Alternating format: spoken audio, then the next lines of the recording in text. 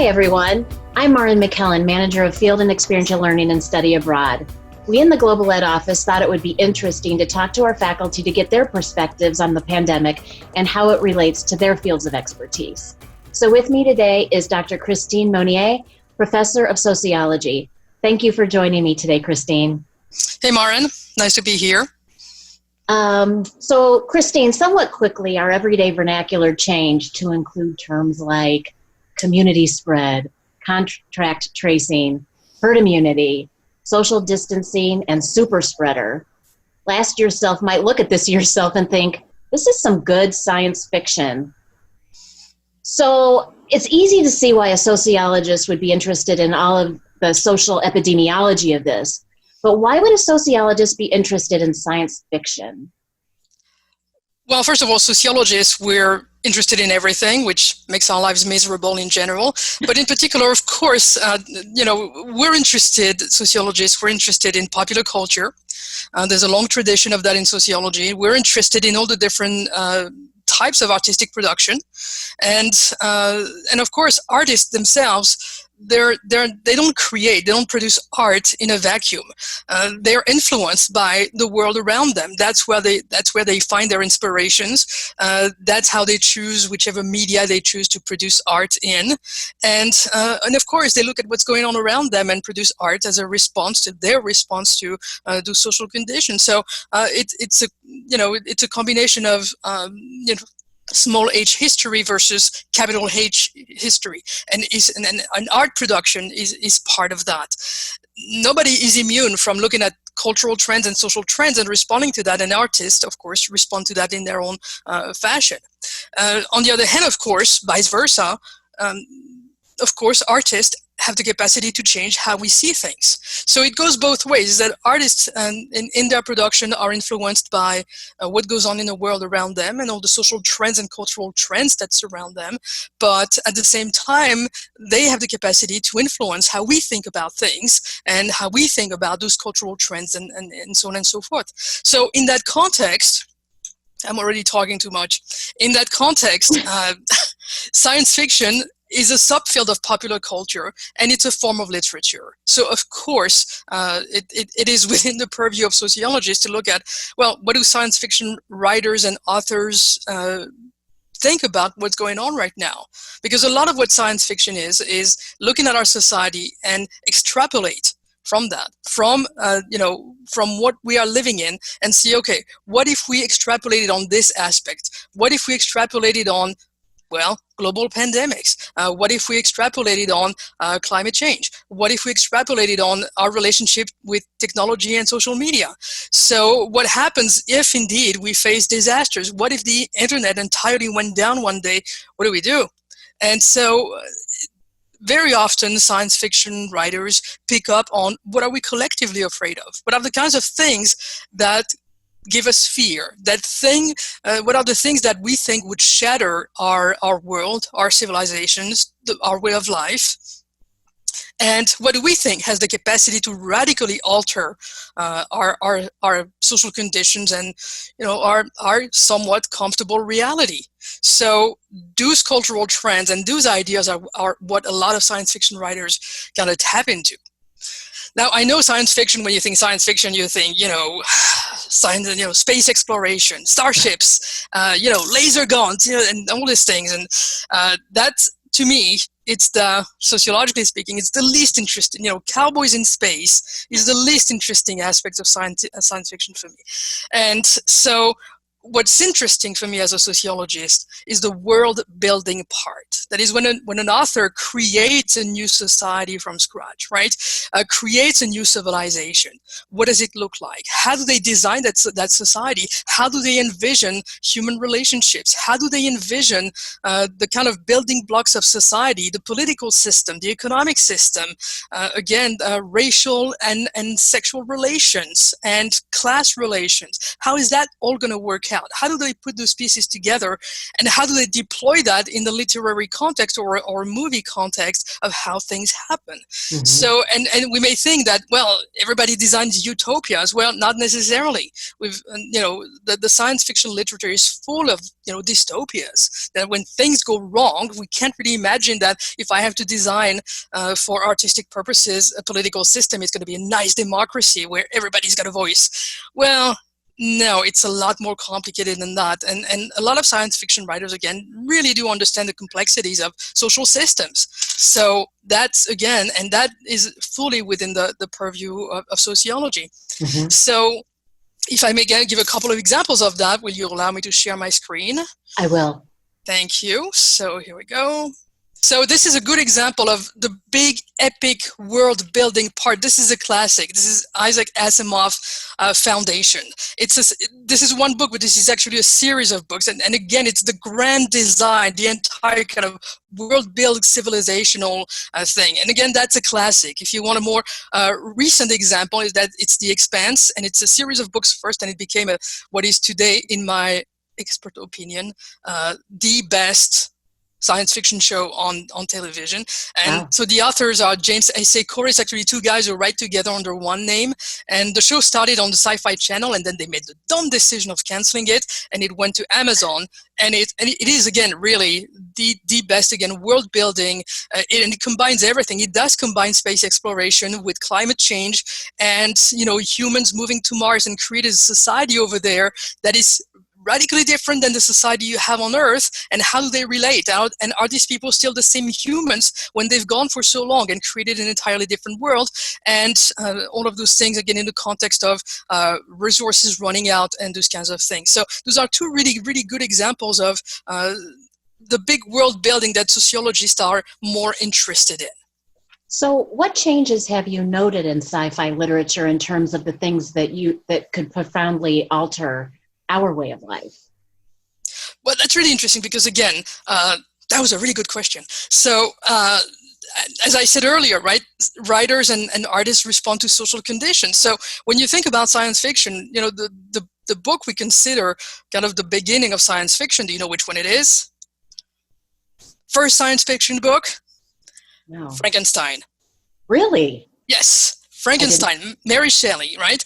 And what is Frankenstein about? It's about mad scientists. I mean, what is the role of scientists? And is there a point where scientists go too far in their pursuit of knowledge? And in this case, it leads to the creation of a human being that's not really a human being, and that is and then cast away and etc. And then it comes back at the end and tells Frankenstein, you made me, right? I'm a monster, but you made me. So who's really the monster? So that's the beginning of that. But that question about how far science should go, and at what point do scientists kind of step into something that is too far is a constant question.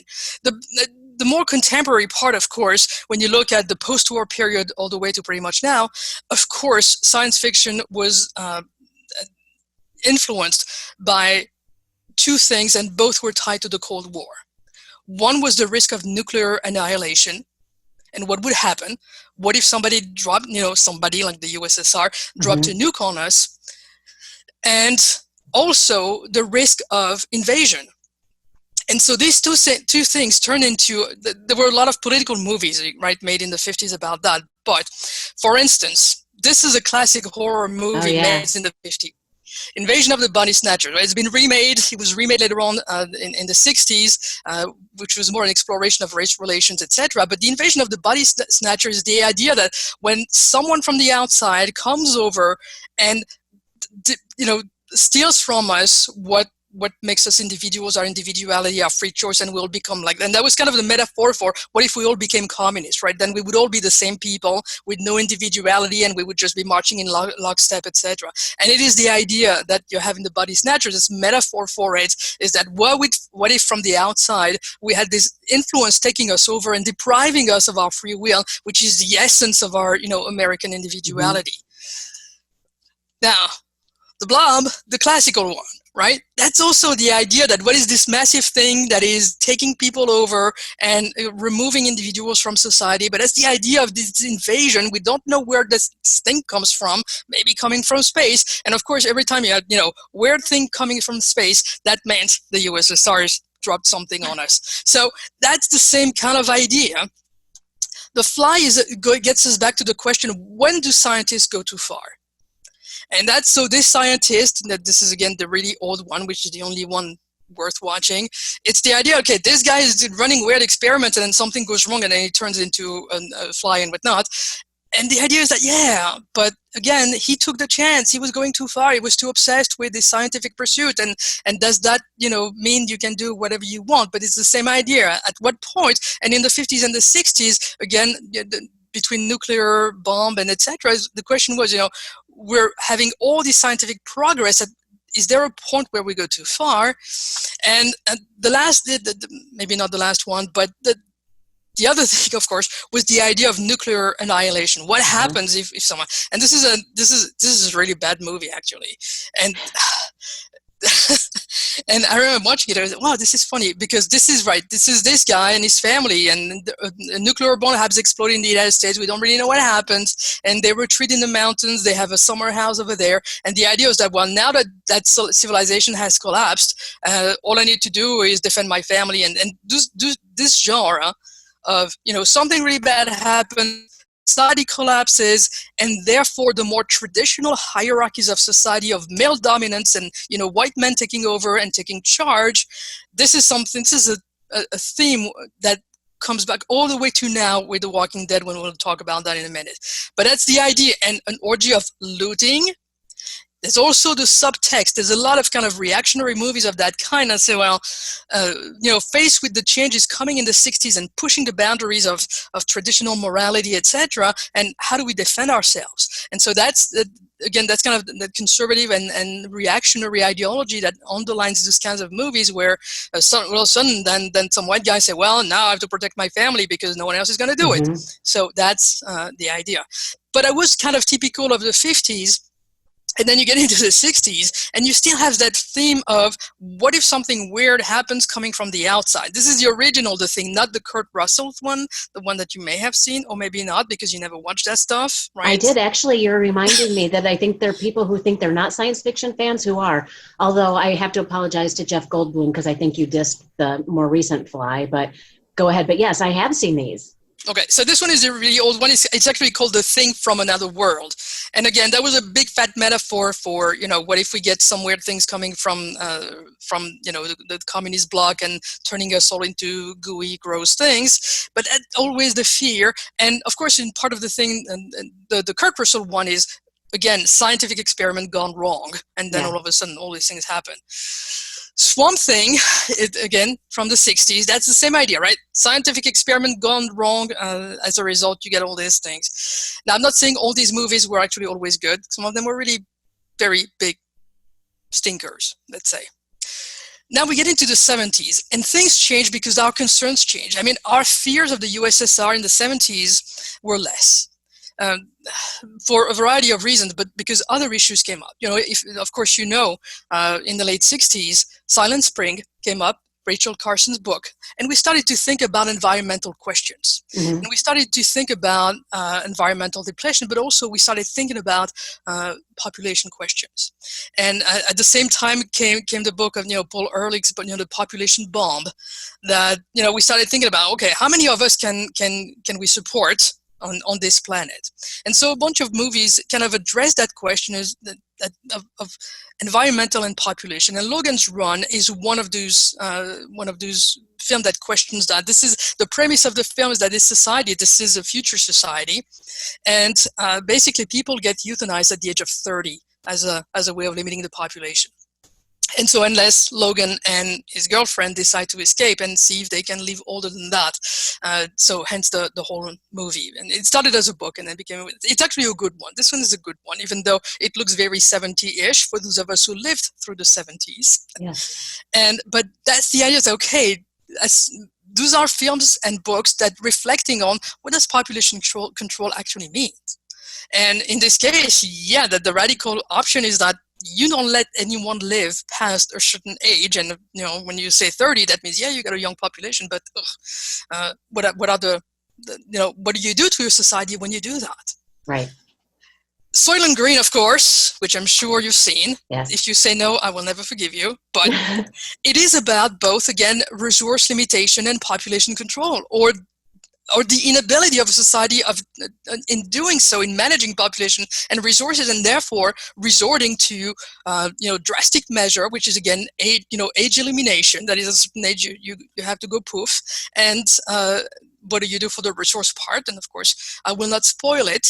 What does this society do for the absence of resource? But again, it is the same kind of idea. And again, it reflects a shift in our societal concerns in the 70s compared to the old Cold War tropes that we had.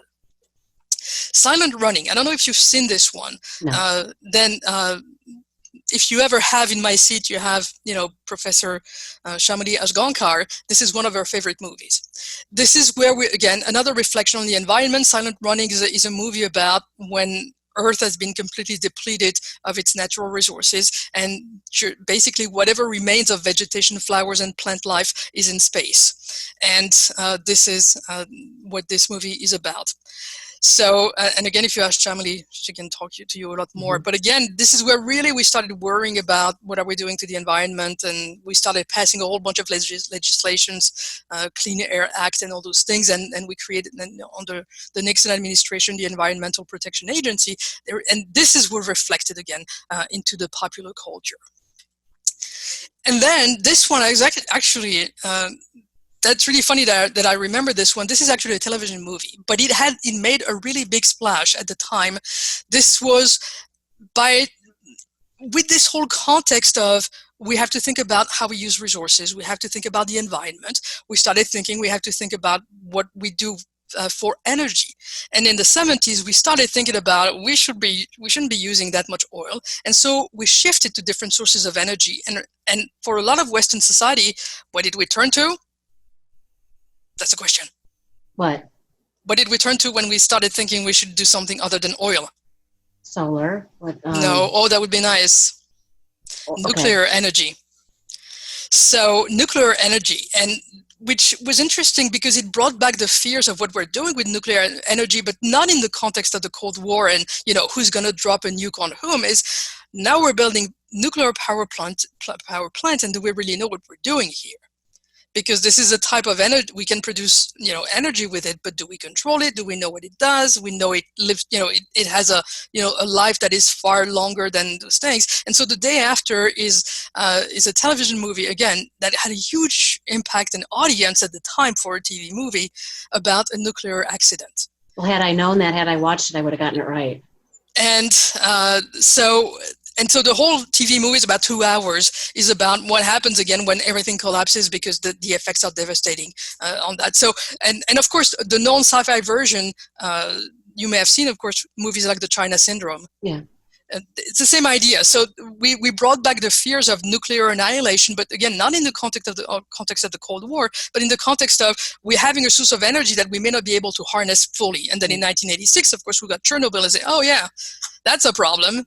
So, and then of course there's a new version of The Thing that comes, the one with Kurt Russell, you may have seen. And again, this one is less about invasion from the outside. It's more about, again, scientific experiment gone wrong, and then all sorts of horrific stuff happens. Okay. Now, this is also when we start thinking and worrying about pandemics and the idea of diseases that would take out everybody and that we wouldn't know how to control. And as the disease spreads, our institution one after the other collapse. So The Stand, Stephen King's The Stand, is this giant book that is kind of a classic of the genre. It's a little bit too religious for my taste, because it becomes good versus evil, and the God side versus the satanic side or the devil side. But it's the same idea. When you have a pandemic that spreads and no one can stop it, and progressively everything slowly collapses, and then what do we do? And you don't need zombies. This is not a zombie story, but how do we reconstruct? On what basis do we reconstruct? Do we rebuild on greed and selfishness, or do we rebuild on community and connection? So that's one. Stephen King made a television series out of it, and it's really bad, so don't bother watching it. Oh, okay.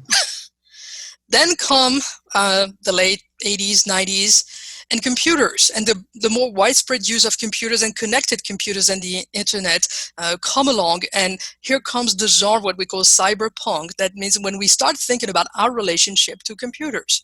Neuromancer, William Gibson's Neuromancer, is considered the classic of that genre, and the idea that not only do we become more dependent upon computers, but to what extent do they control us?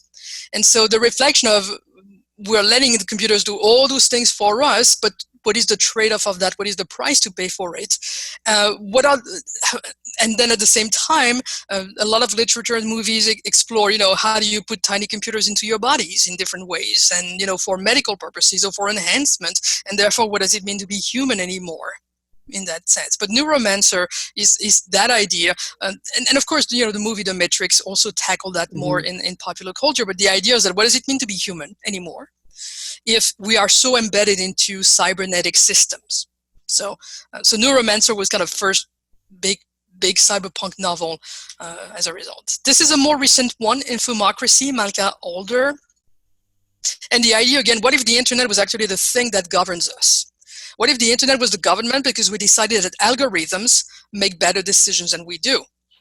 And so how does that change the relationships of power when we let computers make a whole bunch of different decisions on our collective behalf? So that becomes a major problem in some ways, and because it may look like on the face of it, computers might make more objective decisions, but what is objectivity really? So that came in the late 80s, early 90s. We really started thinking about our relationship to computers. And then, of course, came my favorite, Black Mirror. Black Mirror is a TV show from on Netflix for Americans. It's a series, and it explores thoroughly our relationship to technology. What technology does to us and what we do to other people thanks to technology, especially how does it change our identities and how it changes our relationships. So there's a lot of different episodes that explore all those different facets of what we do with technology. One quick example, one episode explores what if we could block people in real life? What if we had, electronic implants in our eyes or whatever that'll allow us, if somebody's offensive to us or has done something to us, we can block them. So more than in social media.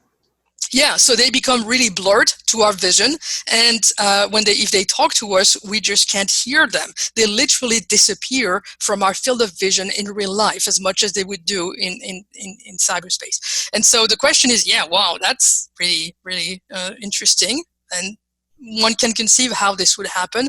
Or there's another episode that's really good about, parents always worrying about their children, and therefore one woman has her baby embedded with cybernetic implants to avoid all fear and all negative experience. And so when something scary or weird or bad happens, then automatically that stuff gets blurred from the little girl's vision. So what happens at some point is when her grandfather has a heart attack, that gets blurred, and she doesn't know what's going on, and she can't call the cops or help because it's been blurred. And the idea is that should we be shielded from everything that hurts everything, etc. So Black Mirror has explored a lot of those kinds of issues, but again, very much in relation to us and technology.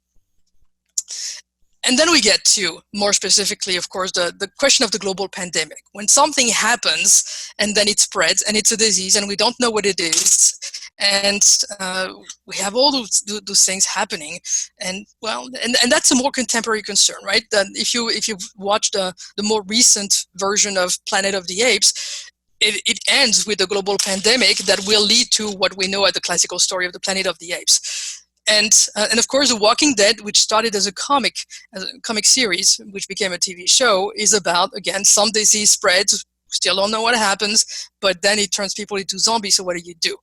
And the question is always, first of all, now those fears are global because there's no way to stop germs from spreading. Germs and viruses do not recognize borders, and we travel more than we've ever done before. There's more people moving around the world for a variety of reasons. So whatever needs to spread is going to spread, and we're going to be the carriers. Again, it is, the numbers are clear that more people are on the move in the world now than they've ever been at any other point in history. So we can't do, what medieval cities used to do. We close the doors and nothing comes in, nothing comes out, and we wait until it doesn't work that way anymore. Mm-hmm. But again, it means that whole genre, what we call the post-apocalyptic genre, right, where something happens that is thoroughly devastating for society. The next question becomes then, what rises from the ashes? What kind of society do we rebuild, if we ever get to rebuild one? And is it just, life that is, to quote, that was Shakespeare, right? Life nasty, brutish, and short, or was that yes. Thomas Hobbes? Never mind. But anyway, and again, what survives and what doesn't, and where do the fault lines of society land? What happens to our class relation, race relations, etc. So again, you have a lot of those things, and of course, The Walking Dead itself was not just one genre. That's not technically, Cormac McCarthy is not a science fiction writer, but The Road, if you've either read or seen the movie, is the same idea, right? Disease spreads, not clear what it is, and from a dramatic point of view, it doesn't really matter. But then what do people do? And in this case, again, this is total collapse. And in the book, in The Road, in the kind of odyssey that the father and son go through, they pass through different ways in which this is what happens. Is solidarity even still possible? Are human relations even still possible in the context of something like this that basically destroys everything? Mm-hmm. And so there is that, and let me note World War Z, because as I noted, Max Brooks, the movie was terrible and should be avoided at all costs, but the book is actually good.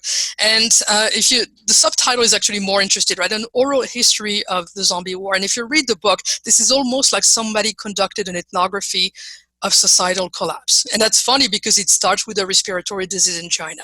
Wow. So when I remember being in class in February when we started talking about COVID and telling my students, like, wow, this is really funny because this is how World War Z starts. And then, of course, it was not funny at all. But the book basically follows not a hero, there's no hero journey, etc. Again, those are vignettes of what happens along the way when something like this spreads, and what decisions do we make, and those kinds of things.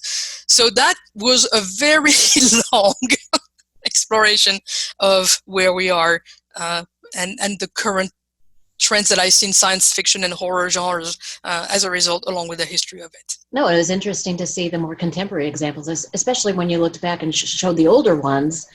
I hadn't seen those in a long time, and wow, how relevant some of that is now. Let's move on to, so there's also cli-fi, the cli-fi genre, which is climate fiction that takes the effects of climate change as its premise. Do you have anything to add here? Yeah, and of course, right, climate change is the issue. Before COVID took center stage, certainly, the question of exhaustion of resources, use of resources, there's a lot of concern about the environment in general, and climate change in particular are certainly been on a lot of minds. So of course, a genre like science fiction would respond to it in some way. So let me show you a couple of examples of that. The Water Knife, Paolo Bacigalupi, is actually a science fiction writer, and pretty much everything he writes is cli-fi, climate fiction. So The Water Knife is one example of that, and it's called that because his job is basically, in the book, basically water has been taken over by private corporations, and they use water knives, unsavory characters who are supposed to ensure that property rights by these corporations is respected and nobody steals water that they're not entitled to. The problem is, of course, water, we don't survive without it. So it becomes a privatized resources. What do we do if somebody decides that we're not paying enough for it or whatever? So that's an example of that. The Wind-Up Girl is also in the context of water scarcity, resource scarcity, and what do people do when again, our societies can only function on basically infinite access to natural resources. And if we don't have that, what kind of society do we have? And very often it's not a very nice one that is actually provided in a lot of those. And so the forms of exploitation of who has the power to seize the resources before they finally, are depleted, and use that as a form of power and exploitation. This is the same author. The Wall, John Lanchester is a British writer, is also in the context of population control and in this case, reduction not just in resources, but the amount of land that we can live off. And so The Wall is basically, the story takes place in England, and because actually in the novel, the cost of climate change has been most felt by people in the global south, and therefore migration to Western countries has increased, or at least tried to increase. So England built a wall, and every young person in England now is tasked to go serve some time on the wall, which is an actual real wall, repelling climate refugees coming from the global south. And if they fail to do that, if they manage somehow, some get in, then those young people who were serving on the wall are put out to sea themselves. And they have to figure out how to survive in the absence of land and whatnot. So again, it is very dystopian in some ways, and it also shows. And in all the cases I've talked about so far, the water knife and the wind-up girl, and this, climate change leads to a hardening of society. When again, racial lines, class lines are more profoundly marked, and there's greater inequality, and societies are again harder and harsher. And I'm going to leave it at that for now. That's my climate change thing. So before we move on, have you seen, so before Parasite, Bong Joon-ho did Snowpiercer. Mm-hmm. Have you seen that? I have seen that, yes. I would consider that cli-fi, right? It is absolutely climate change, climate fiction.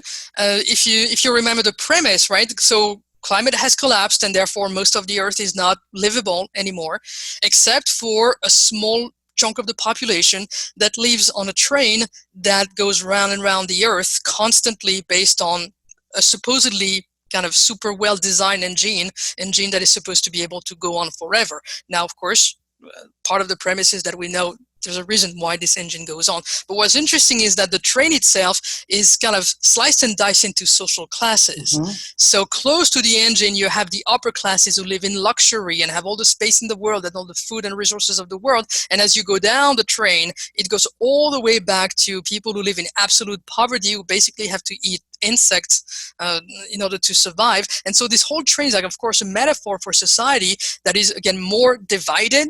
Yeah. That is, those people at the back of the train are not allowed to move out of their car to go into one, or they're only taken when labor is needed. The punishments are harsh, and again, it's this other idea that as society, in that case of climate, the climate collapse makes society harsher. That's the idea. So, what can you say about sci-fi as a critique of capitalism? It always goes hand in hand, right? Because, of course, if science fiction writers are going to examine society, they're going to examine the economy. And when we talk about climate fiction, you cannot dissociate resource consumption from any kind of economic system. And since the predominant one we have is capitalism, of course, capitalism comes up for a measure of critique. So again, in sci-fi, you have a critique of how we have used resources, mm-hmm. and how we continue to do so, and again, and how people in power may use their power to maintain their access to resources that are dwindling, as opposed to other people who have to make do with a lot less than that. So throughout science fiction, any economic system, capitalism in particular, comes up for a critique. Again, this isn't new. If you look at back in 1984, there was a harsh mm-hmm. critique of economic systems as well. It wasn't capitalism in that case, but it did come up. When it comes to the literature that is specifically focused on economics, well, there is Cory Doctorow. He's a very prolific writer, very prolific author in nonfiction as well. He's all over Twitter, etc. And he's the one who's been also writing a lot about economic systems and what's going and what's imagining them in the future. And in some ways, science fiction is not a total bummer all the time, where everything goes to hell. there's also a genre of science fiction that is what we call post-scarcity. But that means, what if we actually have enough?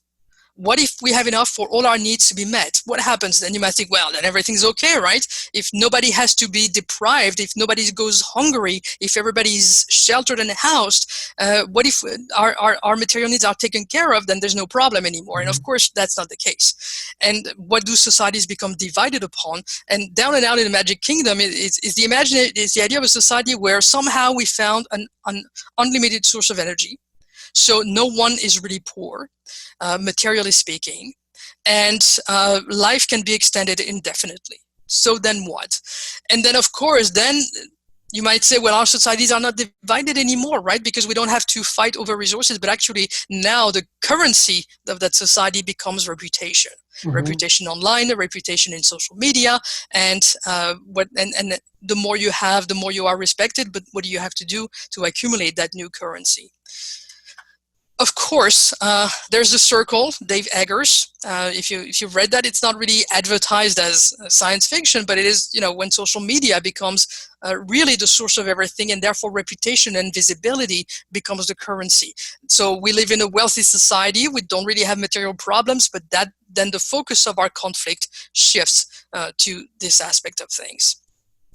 This used to be one of my favorites. Jennifer Government, Max Barry, who's also a prolific writer, and this is a post-capitalist future where basically corporations have taken over and control everything, and so your last name becomes the name of the company you work for. And so one of the characters is actually a government agent, and she's named Jennifer Government, and the male character is called Hike Nike, because he works for Nike, and that becomes your name. And so the idea that you become a property in a sense of whoever you work for, and especially private corporation, is again a very harsh critique of capitalism. The affinities also kind of looked at that, and also in the context of social media. And I have to say that when I read this book, when it came out a few years ago, I missed it. I was like, what the heck is this? And this is dumb.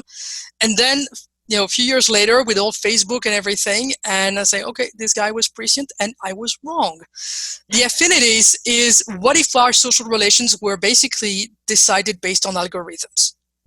And again, 5 years ago or more than that, for me, it didn't make sense. Now it's like, oh yeah, geez, yes. And what happens where basically we lock ourselves out in little bubbles. And part of the affinities is that you never know why you were put in a given group, an affinity. You're never told how the algorithm sorted you and based on what criteria, because it belongs to a private company and it's a proprietary algorithm. But from then on, once you're sorted out in a certain affinity, then a whole bunch of things happen to you and affect your life, and it starts conflict between affinities in different ways. And so it may be me that I missed the point back then, but that's really where it went. And then, of course, again, Cory Doctorow, this is a set of short novellas, and it's really good in the sense of criticizing, again, capitalism, how global corporations control pretty much everything we do, and the different ways in which people may or may not push back in different ways. So there's a lot that is but all those things are kind of woven together, right? You can't talk about capitalism without talking about climate change. So a lot of especially the older references from the 60s and 70s that you were talking about, a lot of the names seem very much the same and not very diverse. I'm wondering what your thoughts are about how the genre, is it getting more inclusive than it used to be? Are the women representing? It has, and it has not been without controversy. And a few years back, if you followed the science fiction literature genre has two very big awards, the Hugo Awards and then the Nebula Awards. And the Hugo Awards became a bone of contention because a group of actually very bad white writers decided that, with all those women and minorities winning stuff, there's no room for us, and they decided to try to game the system of awards so that they would get, so their lousy books would make the cut. But so there has been controversy, but it is getting a lot more diverse. in American literature, you have more women, and you have more women of color, especially. And the last winner of those big awards is a Black woman named N.K. Jemisin. I didn't mention her because it's not really sci-fi; it's more fantasy, and it's not really my thing. But I've read her trilogy, and it was really good. But her winning multiple times has driven some white guys, through the roof. But otherwise, yes, there's a great deal more diversity in terms of race, diversity in terms of sex, diversity in terms of gender identity, with a lot more LGBT writers, obviously writing as LGBT writers. And again, in terms of ethnicity, for instance, Severance is also a global pandemic book, and Ling Ma is the writer of it. She's, again, Asian American woman. And it's an interesting book because, again, the same idea, right? This is a pandemic. People start dying in a really weird way. And what happens then? Again, what kind of community do we build, etc.? And it's a really interesting kind of journey that she follows as a result. There is a ton of good science fiction coming out of China. The problem is for us is that, it always gets translated years later than it did. So Invisible Planet is kind of an anthology of contemporary, and it's interesting because it's very different from the science fiction you might read from. But more and more we get good translations of that, and so again, and because we're dependent upon translation, there's only a tiny bit of the genre that comes to us. And again, it always comes years later. There's a lot more that gets published and written and read in China, in Hong Kong, and in Taiwan. And then we get some of it, but only kind of a little trickle of it. But I don't know if you remember, a few years, not too long ago, 2 or 3 years ago, we got the movie Arrival with Amy Adams and Jeremy Renner. And Arrival is actually based on a short story coming out of Ted Chiang, Stories of Your Life and Others, which is also, again, Asian American writer in this case. And Teddy Thompson is a Nigerian writer. There is African science fiction. Rosewater, again, is a series. That's the first volume of a whole series of his. There's more and more that comes to us thanks to, again, better translation systems and more streamlined processes. But yeah, we don't have the monopoly of reflection on our own societies, for sure. And what's interesting, of course, is that these people tap into their own context to build their science fiction based on what they're experiencing. And also, when you write out of Nigeria, it's going to look very different than writing from the perspective of American society or etc. I do have a few minutes left, and I'd want to say, because I've heard you say this before just when we talk, and that you say that science fiction is good sociology. And Good science fiction is good sociology. The bad one is not.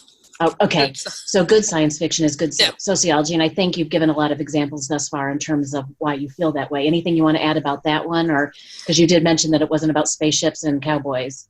No, and again, it's always about what makes us human. How would cultural, technological trends affect how we relate to other people? Rebuilding. Yes, and even without collapse. I mean, there's a really good example of Black Mirror called Nosedive, where basically now in that society, every time you have an interaction with somebody, you rate them. You give them, 1, 2, 3, 4 stars. And that rating you have basically determines if you can get a plane ticket somewhere, what kind of services you have access to, if you even keep your job. And so basically you have to make sure that every interaction you have with someone else gets 4 stars. Because if you get less than that, it changes everything and it ruins your life. And it also means you might say, well, that's nice because now people have to be nice to each other. But bad things happen. Somebody may spill their coffee on you. Do you yell at them and then you get dinged because everybody else who witnesses can also rate that interaction? So it's a really, really good illustration that you don't have to imagine total collapse to look at those things. And the idea of social credit, right, where we rate each other based on the interactions we have, that's something that's already going on in China. If you Google China social credit, and it may limit in China where you can travel, the kind of things you get. So again, you don't have to think about total collapse of society to think about how can we imagine trends. And that's something that Black Mirror does really well, is that you don't need total collapse to see how things could go really wrong. And I feel like if people haven't had enough of what we're actually living right now, you've given a lot of good examples of how of things that we can watch now. Okay. We're winding down now. Christine, is there anything more that you wished I would have asked or something else you want to add before I have one final question? One tiny thing, and again, it's entirely my fault because I talk too much, is that we haven't talked about the trend in surveillance. And one thing that the technology does, and the example I just gave about Black Mirror, is that those little devices we carry with us all the time are also surveillance devices. Fitbits, yeah, if you wear a Fitbit, that Fitbit we know, they don't really work in terms of making you healthier. They don't produce those effects, but they do make you monitor yourself more. Mm-hmm. And even your texting app, I mean, how long do you wait if you text somebody and they don't text you back before you relaunched another text? And or trying to locate them if you have that capability. There's apps that allow you to do that. There's also, again, of course, social media allows you to track people in all sorts of different ways, and more. And of course, in face-to-face, you have all those cameras that we can use, and we can say, well, that's really useful because now we know when bad things happen, we can have a video of it, and we don't have to rely on, and that we know things are true. But there is also that we are more and more participant, not just in our own surveillance, but into societal surveillance. So when we thought about surveillance for a long time, we thought Big Brother was watching us, right? The government is watching us. And we didn't really think, well, first of all, companies are watching us. And we're watching ourselves and we're watching other people. And by putting all the pictures we take, all this stuff, we put that online, we contribute to a very intense and total surveillance apparatus in which we're not just the recipient of it or even the victims of it, but we're producers of it as well. So, and someone like Cory Doctorow has been very involved into those questions of surveillance. But that means those devices means, in a sense, that we're always, to use Irving Goffman's metaphor, we're always front stage. We're taping from home and you can see stuff. So I've put statistic books, like I'm smart. And so we can, control our environment in different ways. But there is a point, thanks to the technology we use, and we are constantly, there's a stream of data about us that's always circulating somewhere that someone's using, whether it's Google using it, whether it's Zoom using our data, or Facebook, or, companies like Zappos, or just kind of. As soon as we turn on a computer, we're producing a stream of data that's going somewhere and being used by somebody, and sometimes it's ourselves. That was it. Okay, one quick final question.